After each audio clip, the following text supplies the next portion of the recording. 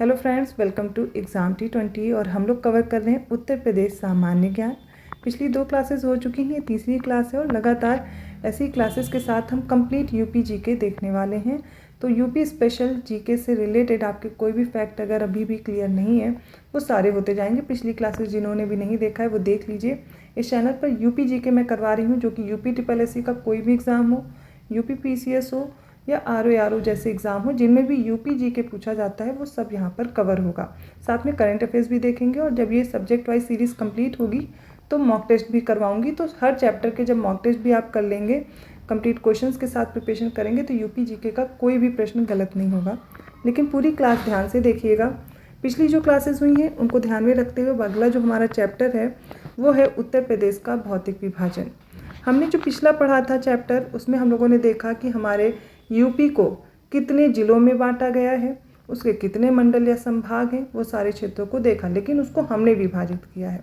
प्रकृति अपने अनुसार पूरे भारत की उच्चावच स्थिति आपने देखी है, उसके प्रकार में हमने डिस्कस किया है जो ज्योग्राफी वाली क्लास है। लेकिन अगर हम यूपी में बात करें तो यूपी में भी प्रकृति ने कुछ विभाजन दिखाए हैं और उनको हम 3 तरह से पढ़ते हैं। जब उत्तराखंड था हमारे यूपी में ज्वाइंट था तो हमारे पास एक पहाड़ी भाग था, पर्वतीय क्षेत्र था, उसके बाद क्या आ जाता है, उसके बाद दूसरा मैदानी क्षेत्र था, तीसरा पठारी क्षेत्र था।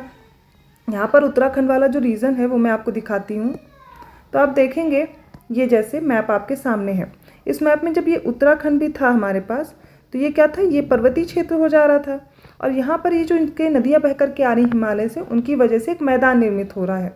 तो ये मैदानी क्षेत्र हो गया और बचा हुआ पठारी भाग। लेकिन अब हम जब उत्तराखंड अलग हुआ तो हमारा मैप भी बदला।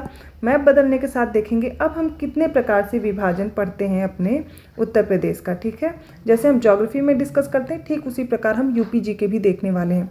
पहले कुछ बेसिक से इन्फॉर्मेशन दूंगी, फिर मैं मैप में बताऊंगी। सबसे पहले मान लीजिए कोई पर्वतीय क्षेत्र है। ठीक है, ये पर्वतीय क्षेत्र है।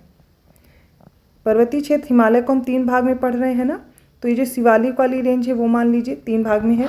अब शिवालिक से यहाँ पर जो रिवर्स फ्लो होकर के आती हैं, अब ये नदियाँ क्या करती हैं, अपने साथ जब इन्हें काट करके बहती हुई आती हैं तो इनसे बहुत से बड़े बड़े पत्थर काट करके लाती हैं और यहाँ पर जमा कर देती हैं निचले भाग में, पहाड़ों के नीचे। अब ये जब लाती हैं तो बहुत सारे बोल्डर्स या पत्थर यहाँ पर क्या होते हैं, इकट्ठा हो जाते हैं। अब इसकी वजह से क्या होगा, इन पत्थरों के या बोल्डर्स की वजह से ये नदियाँ यहाँ पर विलुप्त हो जाती हैं, दिखाई ही नहीं देती हैं कि यहाँ पर कोई रिवर भी फ्लो हो रही है। लेकिन कुछ समय बाद यहाँ से फिर से ये रिवर्स निकलती हैं। ठीक है, यहाँ से फिर से निकलती हैं और इस जगह पर क्योंकि इकट्ठा हो रहा है पानी, तो ये रीज़न क्या होता है, थोड़ा दलदल सा होगा, है ना, थोड़ा तराई रीजन जिसे हम बोलते हैं वो हो जाएगा। इसके बाद नदियाँ अपने साथ जो मिट्टी बहा करके लाइन फ्लो हो रही हैं वो मिट्टी वाला क्षेत्र आएगा। इस प्रकार कुछ रीजन्स का निर्माण होता है। और यहाँ पर सबसे पहले हम देखेंगे ये पर्वतीय क्षेत्र है। पर्वतीय क्षेत्र के बाद जहाँ पर ये बोल्डर्स इकट्ठा किए हैं, जहाँ पर ये पत्थर हैं, इनको हम क्या बोलते हैं, भाबर। भाबर। इसके बाद अगला आता है तराई, जहाँ पर क्या हो रहा है, नदियाँ फिर से दिखने लग रही हैं और वहाँ पर पानी ज़्यादा है, इस वजह से वहाँ पर थोड़ा तराई रीजन है, दलदल वाला भी क्षेत्र है। यहाँ पर सबसे ज़्यादा बायोडाइवर्सिटी मिलती है। इसके बाद आता है मैदानी क्षेत्र और मैदान में जो मिट्टी है उसके अकॉर्डिंग हम इसको फिर से 2 भाग में क्लासीफाई करते हैं। यूपी में जो हम पढ़ते हैं इसमें कौन कौन सा होगा, एक होगा खादर, दूसरा होगा बांगर, वो हम आगे डिस्कस करेंगे, है ना। भाबर तराई आपको समझ में आ गया। जब गंगा का हम मैदान देखेंगे, गंगा यमुना का मैदान, क्योंकि यूपी में यमुना नदी भी बहती है और गंगा भी बहती है, जिसकी वजह से कुछ मैदानी क्षेत्र निर्मित होते हैं, उनको भी हम कुछ उप भाग में विभाजित करेंगे। अभी जो आपको समझाया मैंने वो समझ में आ गया होगा। चलिए आगे अब हम मैप में देखते हैं। तो यहाँ पर मान लीजिए ये हमारे पर्वतीय क्षेत्र हैं। इन पर्वतीय क्षेत्रों से जब रिवर्स बह कर के आ रही हैं तो यहाँ पर अपने बड़े बड़े पत्थर या बोल्डर्स इकट्ठा कर रही हैं, तो एक पट्टी सी बन जा रही जिसे हम क्या बोल रहे हैं, भाबर वाली पट्टी, जहाँ पर बड़े बड़े पत्थर कंकड़ सब इकट्ठा हो रहे हैं और यहाँ पर नदियाँ विलुप्त हो गई हैं। यहाँ के बाद नदियाँ फिर से दिखना शुरू होती हैं और ये रीजन क्या कहलाएगा, ये हो गया भाबर। अगला है तराई। अब ये है नवीन मिट्टी द्वारा निर्मित, ये हो गया जलोढ़ मैदान या फिर गंगा यमुना का मैदानी क्षेत्र। मैदानी क्षेत्र याद करेंगे। और ये है पठारी, तो इसको हम क्या कहेंगे, पठारी क्षेत्र। अब इसी को हमें क्लासीफाई करना है तो कितने भाग में हो गया, चलिए देखते हैं। तो यूपी को हम वर्तमान में 3 प्रमुख प्राकृतिक प्रदेशों में विभाजित करते हैं। पहला है भाबर और तराई प्रदेश, भाबर प्लस तराई क्षेत्र। नेक्स्ट है सेकंड हमारे पास गंगा यमुना का मैदान, मैदानी क्षेत्र, क्योंकि ये मेन रिवर्स हैं जो हमारे यहाँ फ्लो होती हैं। गंगा यमुना का मैदान भी है। थर्ड है, मेरे साथ नोट्स बनाते चलिए, अदरवाइज मैं PDF आप सभी को शेयर कर दूंगी। अभी आपको क्या करना है, सिर्फ समझना है। फिर है दक्षिण का पठारी प्रदेश। तो 3 भाग में हमने क्या किया है, यूपी को विभाजित किया है। मैप के साथ समझकर एक एक के बारे में अच्छे से समझेंगे। अब इस मैप के ज़रिए से हम एक एक करके सारे क्लासिफिकेशन देखेंगे। पहला जो क्लासिफिकेशन हमें पढ़ना है वो भाबर और तराई क्षेत्र है। भाबर उसके साथ तराई क्षेत्र। अब आपको इस मैप में दिख रहा होगा ये पर्वतीय क्षेत्र है। इन पर्वतीय क्षेत्रों से बहुत सारी रिवर्स आ रही हैं, है ना। ये रिवर्स आपको दिख रही होंगी। ये अपने साथ बहुत सारे पत्थर कंकड़ सब बहा करके लाती हैं और ये क्या करती हैं, जब ऊंचाई से नीचे पहुंचती हैं, जैसे ये ऊंचाई है और यहाँ पे निचले हिस्से पे पहुंचती हैं, बहुत सारे कंकड़ पत्थर इकट्ठा कर देती हैं और इस तरीके से यहाँ पर एक कंकड़ पत्थर वाला क्षेत्र इकट्ठा हो जाता है, जिसको हम किस नाम से जानते हैं, भाबर वाला क्षेत्र। क्या बोलते हैं, भाबर क्षेत्र। कहाँ से कहाँ तक फैला हुआ है, ये सहारनपुर डिस्ट्रिक्ट मैंने याद करा है, आपको नहीं लर्न है, पिछली क्लासेस ध्यान से देखिए। सारे डिस्ट्रिक्ट अब आपको पता होना चाहिए, 2-3 बार रिवाइज कीजिए। सहारनपुर से लेकर के पूर्वी क्षेत्र जो देवरिया और ये कुशीनगर देवरिया, यहाँ तक भाबर और तराई रीजन फैले हुए हैं। इनका ऐसे हम क्लासिफिकेशन कर रहे हैं। तो जो भाबर वाला रीजन है लगभग 34 किलोमीटर चौड़ा है पश्चिम में। पश्चिम ये रहा पश्चिम, ये है पूर्व। तो पश्चिम में इसकी चौड़ाई बहुत ज़्यादा है। तो पश्चिम में लगभग 34 किलोमीटर तक फैला हुआ है और पूर्व में बढ़ते बढ़ते इसकी क्या होती, चौड़ाई कम होती जाती है। ज़्यादातर इसके जो ज़िले हैं वो कौन कौन से हो जाएंगे, जैसे कि यूपी के सहारनपुर, पीलीभीत, लखीमपुर खीरी, बिजनौर वाला रीजन।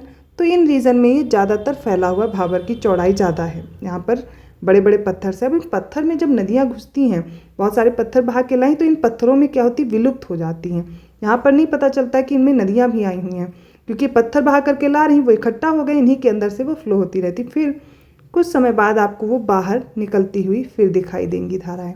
जहाँ पर ये निकलती हैं, जलोढ़ शंकु, जैसे कि 2 पत्थर हैं, कई सारे पत्थर, इनके बीच से जब रिवर निकलेगी तो क्या होगा, ऐसे शंकु जैसा बनाएगी, इसको हम जलोढ़ शंकु बोलते हैं।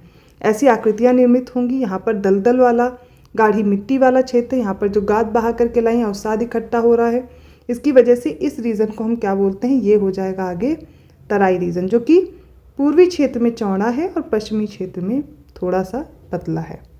भाबर और तराई रीजन अब समझ में आ गया होगा, पहला वाला। फिर से रिवाइज करा दूँ।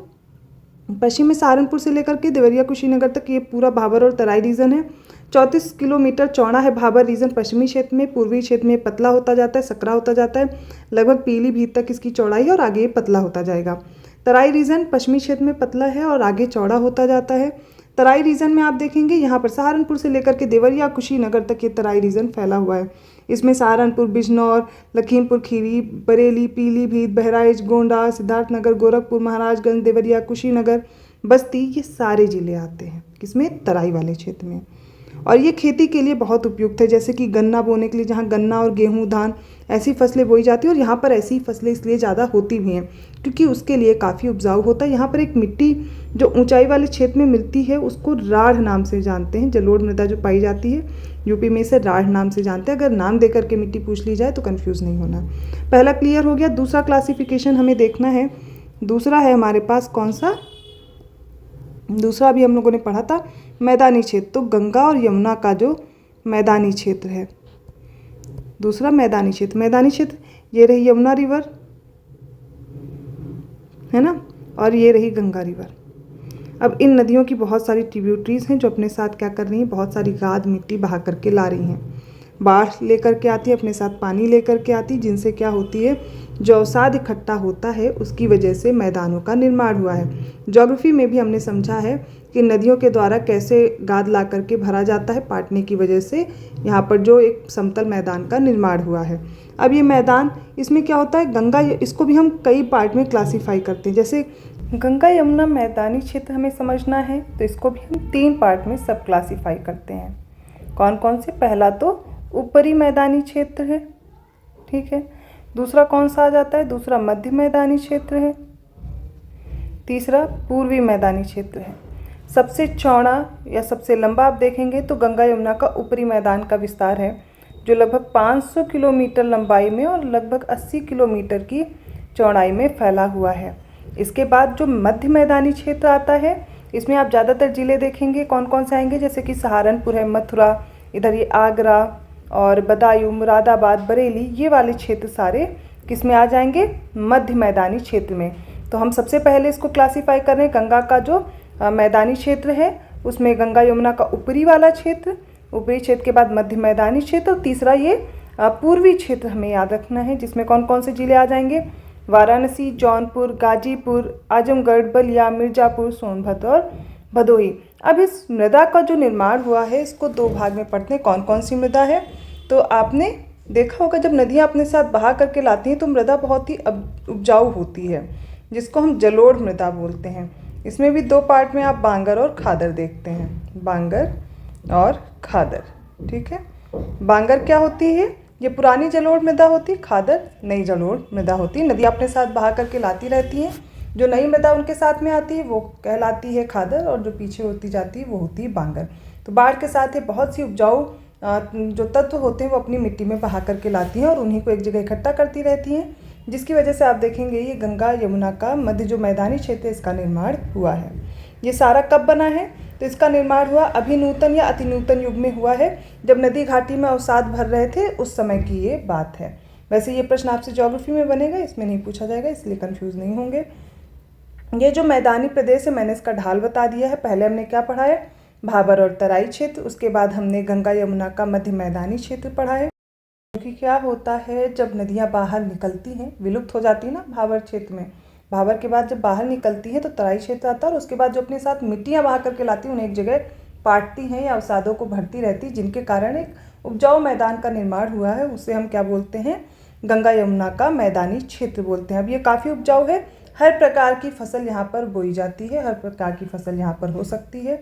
चूँकि बहुत से उपजाऊ तत्व यहाँ पर बहा के लाए जाते हैं इसलिए ये काफ़ी फसलों के लिए उपयोगी है। कई तरह की फसल यहाँ पर विविधता आपको देखने को मिलेगी, धान, गेहूँ, दाल, कुछ भी उगाना हो सभी के लिए ये उपयुक्त होती है। दूसरा अब हम बात करते हैं, तीसरा क्लासिफिकेशन जो हमें पढ़ना था कौन सा है? वो है हमें पढ़ना दक्षिण का पठारी भाग। पठारी भाग, तो पठारी भाग मैंने जब आपको क्लासिफिकेशन पढ़ाया था, एक बार फिर से देख लेंगे। ये मैप अब आपको दिख रहा होगा, यहाँ पर मैंने आपको बताया था कि ये वाला जो रीजन है आपको दिख रहा है कौन सा? बुंदेलखंड और बघेलखंड वाला जो रीजन आएगा वो क्या कहलाएगा? अब हमारा दक्षिण का पठारी भाग, क्योंकि ये क्या है? जो दक्कन प्लेट्यू है उसी का एक भाग। तो इसी मैप में पहले मैं समझाऊंगी, बाद में क्या करूंगी? एक्सप्लेन करूंगी डिटेल में। देखिए यहाँ पर जो ये मैप में आपको ये वाला क्षेत्र दिख रहा है, ये क्या है? दक्षिण का पठारी भाग है। मतलब जो दक्कन प्लेट्यू वाला पोर्शन है उसी का आगे का जो भाग है ये हमारे यहाँ दक्षिण का पठारी भाग है, जो कि उत्तर प्रदेश में जुड़ा हुआ है। बुंदेलखंड और बघेलखंड, इन दोनों को जब सम्मिलित कर लेंगे ये कंप्लीट रूप से हम इनको क्या बोलेंगे? दक्षिण का पठारी भाग। ये दक्षिण का जो दक्कन पठार है उसी का अपसरण है, यहाँ पर आप देखेंगे फैला हुआ है। जो विंध्य सीमा है, विंध्यन पर्वत श्रृंखला आपको पता होगा, हम भारत का अगर नक्शा ड्रॉ करें तो विंध्यन पर्वत श्रृंखला है, फिर सतपुड़ा है, तो विंध्यन पर्वत श्रृंखला का ही ऊपरी विस्तार आप देखने को पाते हैं। यहीं से दक्षिणी सीमा, विंध्य सीमा जो है वो दक्षिण की सीमा इससे निर्धारित होती है। ये चीज़ें क्लियर हो गई होंगी। यहाँ पर देखिए जितनी भी यमुना की सहायक नदियाँ हैं, चंबल, सिंध, बेतवा, केन, टोन, सोन, ये सारी, सोन तो गंगा की सहायक नदी है, यमुना की जितनी भी सहायक नदी है पूरी कितनी किस में आ जाती हैं? बुंदेलखंड वाले रीजन में। मैंने आपको जिले बताए थे, उसमें जालौन है, झांसी है, चित्रकूट है, ललितपुर है, बांदा है, कुछ प्रयागराज का भी क्षेत्र आ जाता है इसी में, महोबा है, हमीरपुर है। ये सारे रीजन किस में आते हैं? ये इसी दक्षिण के पठारी भाग में आते हैं। ऊंचाई भी लगभग 300 मीटर के आसपास यहाँ की ऊंचाई भी है, कहीं कहीं पर तो 450 मीटर तक की ऊंचाई है। उच्च स्थानों का नाम पूछा जाता है कभी कभी एग्जाम में, जैसे कि मिर्ज़ापुर और सोनभद्र जो जिले हैं इन पर कैमूर और सोनकर की पहाड़ियाँ स्थित हैं। ये लगभग 600 मीटर हैं। तो सबसे ऊंची पहाड़ियाँ जब आपसे पूछा जाए यूपी में कहाँ पर हैं, तो मिर्ज़ापुर और सोनभद्र जिले के कुछ स्थान पर हैं जिन्हें हम कैमूर या सोनकर की पहाड़ी बोलते हैं। बुंदेलखंड का जो निर्माण हुआ है वो कब हुआ, तो विंध्य काल की जो प्राचीनतम चट्टानें हैं उनके नीस के द्वारा जो निक्षेपित नदियाँ ला करके निक्षेपित कर रही हैं, उसकी वजह से क्या हुआ, इस पठारी क्षेत्र का निर्माण हुआ है। इस पर जो मिट्टी, यहाँ पर जो मिट्टी पाई जाती है उसको हम किस नाम से जानते हैं, वो जरूर याद कर लीजिएगा। जो यहाँ पर मिट्टी पाई जाती है वो काली मृदा है। यहाँ पर कुछ भाग में काली मृदा भी पाई जाती है और इसको हम किस नाम से जानते हैं, रेगुर। तो रेगुर मृदा अब आपसे पूछी जाएगी, इसका नाम आपको याद रहना चाहिए, वो काली मृदा है। ठीक है। यहाँ पर एक घास पाई जाती है जिसको हम किस नाम से जानते हैं, चिलास। घास का नाम याद रखेंगे, चिलास है। बुंदेलखंड में जिन नदियों का मैंने नाम लिया था, जैसे कि बेतवा है, केन है, ये सारी नदियाँ, बेतवा, केन, टोन, ये सारी बुंदेलखंड में आती। लेकिन बघेलखंड में सोन नदी याद रखना है, जो कि गंगा की सहायक नदी है। मैंने ऊंचाई बता दी है आपको, यहाँ की प्रमुख नदियों के नाम। अब सारी अगर बुंदेलखंड और बघेलखंड को मिला लेंगे तो दक्षिण का पठारी भाग बन जाएगा। चंबल, बेतवा, केन, सोन, टोन सब इसी में आ जाएंगी। यहाँ पर मुख्य फसलें कौन कौन सी हो सकती है, यहाँ पर काली मृदा है, मतलब ये बहुत ज़्यादा उपजाऊ नहीं होगी जितनी की जलोढ़ मृदा होती है, लेकिन फिर भी यहाँ पर तिलहन है, चना है, दाल वगैरह है, गेहूँ है, यहाँ पर आसानी से उगाई जाती है। लास्ट में रिवीजन तो बनता है, अभी तक जो पढ़ा है उसको रिवीजन करिए मेरे साथ, और जो आपने अभी तक पढ़ा है उसको अपने दिमाग में सोचने की कोशिश कीजिए। सबसे पहले मैंने आपको बताया था कि प्राकृतिक रूप से भी हमारे यूपी में बहुत सारी आकृतियाँ देखने को मिलती, बहुत सारे उच्चावच देखने को मिलते हैं। जैसे कि भाबर वाला रीजन देखेंगे, भाबर तराई, उसके बाद मैदानी क्षेत्र आ जाता है, तीसरा पठारी क्षेत्र आता है। 3 भागों में क्लासीफाई करते हैं। ऊपर का जो ये पर्वतीय क्षेत्र है, पर्वतीय क्षेत्र जो शिवालिक वाला रीजन है, जब यहाँ से रिवर्स आगे फ्लो होकर के आती हैं तो अपने साथ बड़े बड़े पत्थर कंकड़ सब बहा करके लाती हैं और एक जगह इकट्ठा करने का काम करती हैं। और ये क्या है, जो पश्चिमी क्षेत्र है, यहाँ पर बहुत चौड़ा क्षेत्र है, जो कि हम किस नाम से जानते हैं, भाबर। लगभग 34 किलोमीटर तक फैला हुआ और आगे ये सकरा होता जाता है। तराई क्षेत्र की बात करें, पश्चिमी क्षेत्र में ये सकरा और फिर चौड़ा होता जाता है। सहारनपुर से लेकर के देवरिया, कुशीनगर तक ये भाबर और तराई रीजन एक चौड़ी पट्टी में फैला हुआ है। क्योंकि यहाँ पर जो भाबर रीजन है, यहाँ पर जो नदियाँ फ्लो करके आती हैं वो विलुप्त हो जाती हैं। फिर जब जैसे ही यहाँ से बाहर निकलती हैं तो दलदल या अपने अवसादों को जो इकट्ठा करती हैं, उनकी वजह से यहाँ पर तराई रीजन का निर्माण होता है। सबसे पहले हो गया भाबर, तराई। ठीक है, ये हमने पहला जो क्लासिफिकेशन पढ़ा है। दूसरा, अब हमने देखा है कि गंगा और यमुना का मैदानी क्षेत्र है। अब इस मैदानी क्षेत्र की अगर मैं बात करूँ, इसको हमने 3 पार्ट में क्लासीफाई किया है। और यहाँ पर आपको जो उत्तरी क्षेत्र पर मिट्टी मिलती है उसका नाम याद रखिएगा, राढ़ कहते हैं।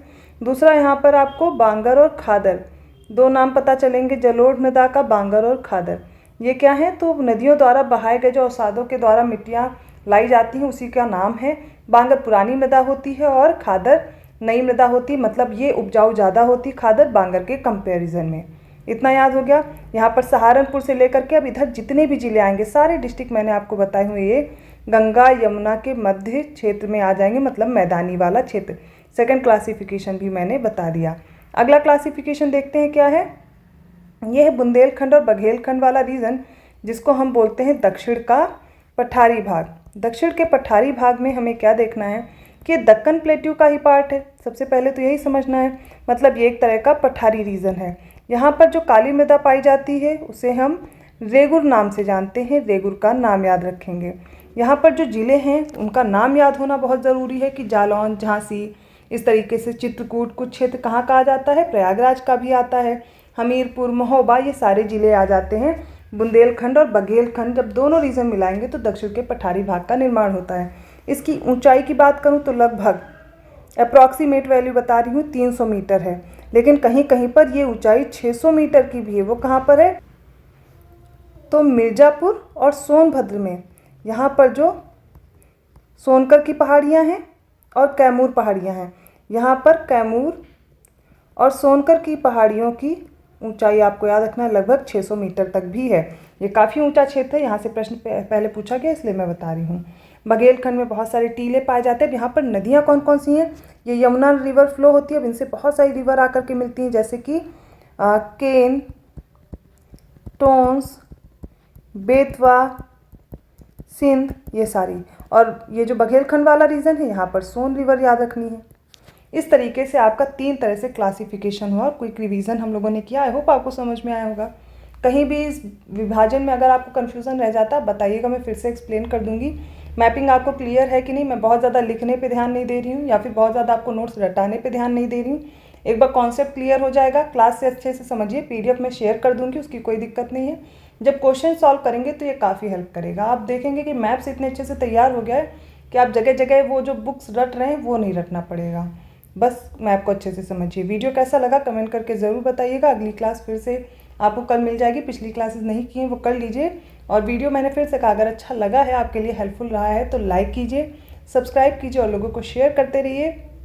जो भी आप क्लास कर रहे हैं तो थोड़ा हंसी मजाक में पढ़ते पढ़ते लास्ट में रिवीजन जरूर कर लिया कीजिए कि रिवाइज करने से फिर भूलता नहीं। आंखें बंद करके सोचिए अभी तक क्या पढ़ा है, 5 मिनट में सब कवर हो जाएगा। जो आप आधा 1 घंटा पढ़ते हैं ना, पूरा दिन लगा करके पढ़ते हैं, अगर 1 घंटा टाइम दे करके रिवीजन कर लेंगे तो कुछ नहीं भूलेगा।